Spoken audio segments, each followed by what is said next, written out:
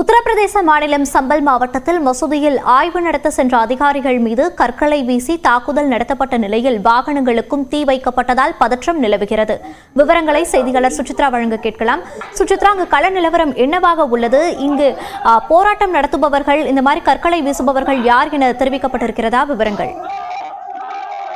உத்தரப்பிரதேச மாநிலத்தில் குறிப்பாக சம்பல் மாவட்டத்தில் இருக்கக்கூடிய சண்டௌசி என்ற பகுதியில் அமைந்திருக்கும் ஜமா மஸ்ஜித்தினுடைய ஆய்விற்கு உத்தரப்பிரதேச மாநிலத்தினுடைய மாவட்ட நீதிமன்றம் சம்பல் மாவட்ட நீதிமன்றமான உத்தரவு பிறப்பித்து அந்த ஆய்வு பணிகள் களத்தில் நடைபெற்று வரும் நிலையில் அங்கு ஆய்வு நடத்த சென்ற அதிகாரிகளை தற்பொழுது அங்கு இருக்கக்கூடிய மக்கள் கடுமையாக அவர்களுக்கு அந்த ஆய்வுக்கு எதிர்ப்பு தெரிவித்து அவர்கள் மீது தாக்குதல் நடத்தியிருக்கிறார்கள்.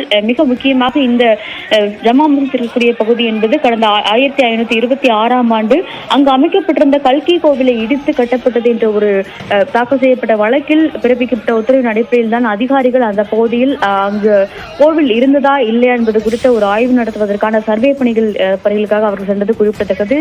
நேற்று மாலை முதல் அந்த பணிகள் தொடங்கிய நிலையில் இன்று அதிகாலை முதல் கடுமையான ஒரு வன்முறை என்பது அந்த பகுதியில் ஏற்பட்டுள்ளது.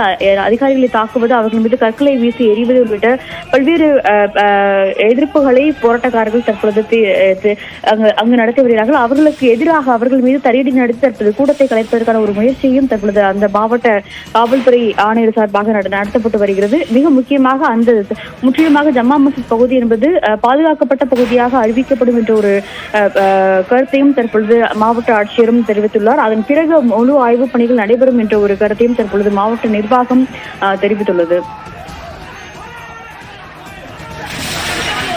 விவரங்களுக்கு நன்றி சுசித்ரா.